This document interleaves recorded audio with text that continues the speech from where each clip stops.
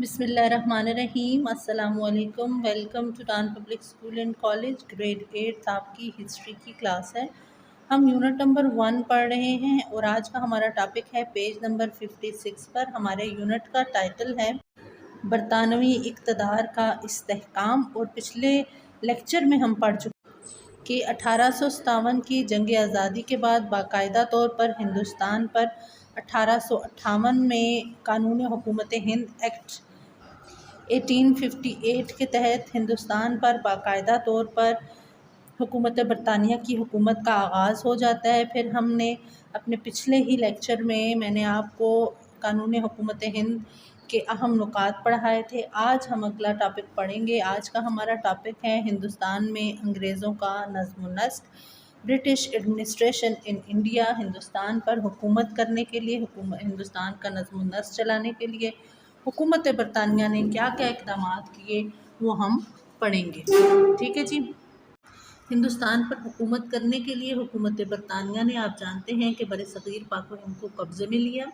قبضے میں لینے کے بعد یہاں پر انہوں نے ایک مضبوط مرکزی نظام حکومت قائم کیا، اور ہندوستان میں مضبوط مرکزی نظام حکومت قائم کرنے کے لیے انہوں نے کیا کیا اقدامات اٹھائے ان کے بارے میں پڑھتے ہیں۔ تو نمبر 1 ہے ہمارے پاس، انہوں نے ہندوستان کو نظم و نسق یعنی کہ انتظام جو ہے وہ پہلے ایسٹ انڈیا کمپنی کے زیر اثر تھا، اب جو ہے سارا ہندوستان کا نظم و نسق یعنی کہ ہندوستان کا سارا انتظام حکومت برطانیہ کے انڈر چلا گیا ہے۔ حکومت برطانیہ نے ایک وزیر ہندوستان کے امور کی نگرانی کے لیے، ہندوستان کے تمام کاموں کی نگرانی کے لیے حکومت برطانیہ نے ایک وزیر مقرر کیا ہے جس کو انہوں نے سیکریٹری آف اسٹیٹ کا نام دیا۔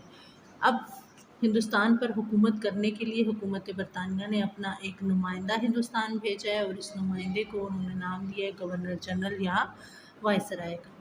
یاد رکھیے گا کہ ہندوستان کی تاریخ میں 1858 سے لے کے 1947 تک ٹوٹل 27 وائسرائے آئے ہیں، جن میں سے پہلا وائسرائے جو تھا وہ لارڈ کیننگ تھا، اور last viceroy Lord Mountbatten تھا۔ اب یہ وائسرائے حکومت کرے گا کیسے؟ اس کو سیکریٹری آف اسٹیٹ ہدایات دے گا، اور ان ہدایات کے تحت ہی ہندوستان پر حکومت کرے گا، ٹھیک ہے جی۔ نمبر 3، ملک میں قانون سازی کا سلسلہ انہوں نے شروع کیا، اور گورنر جنرل کے لیے ایک انہوں نے قانون ساز کونسل قائم کیے۔ قانون ساز کونسل ایک ایسی کونسل جس کا کام ہے ہندوستان کے لیے قانون بنانا، اور اس کا سربراہ کون ہوگا؟ گورنر جنرل یا وائسرائے ہوگا۔ ہندوستان میں سرکاری امور نپٹانے کے لیے ایک محکمہ 1833 میں پہلے قائم کیا گیا تھا جسے سول سروس کا محکمہ کہا جاتا تھا۔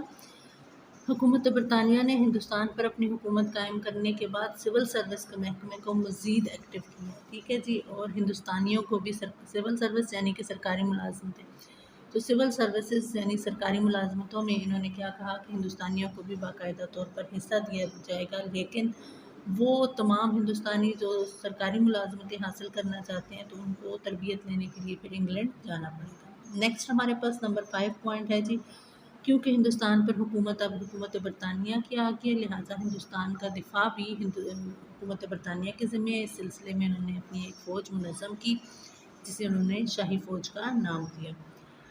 ملک میں بہتر طور پر ملک کا انتظام چلانے کے لیے، انتظام کو احسن انداز میں چلانے کے لیے ملک کو صوبوں میں تقسیم کیا، اور ہر ایک صوبے کا ایک انگریز گورنر مقرر کر دیا تھا۔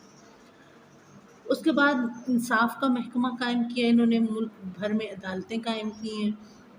اور لاسٹ پوائنٹ ہمارے پاس ہے کہ ہندوستان میں بہت سی شاہی ریاستیں پہلے سے موجود تھیں۔ انہوں نے کہا ہے کہ اگرچہ ہندوستان پر حکومت اب حکومت برطانیہ کی آ گئی ہے، لیکن ہندوستان میں چونکہ اب حکومت برطانیہ کی حکومت آ گئی، لہٰذا حکومت برطانیہ نے یہ فیصلہ کیا ہے کہ ہندوستان میں موجود خود مختار یا شاہی ریاستیں جو موجود ہیں وہ اپنا نظم و نسق پہلے کی طرح چلائیں، اپنا سسٹم پہلے کی طرح چلائیں۔ ان کا اپنا ایک حاکم ہوتا ہے، اپنا سلسلہ ہوتا ہے، سسٹم ہوتا ہے، ان کا جو ہے سسٹم اسی طرح جو کا تو برقرار رہے گا، اور ان کا احترام کیا جائے گا، ٹھیک ہے جی۔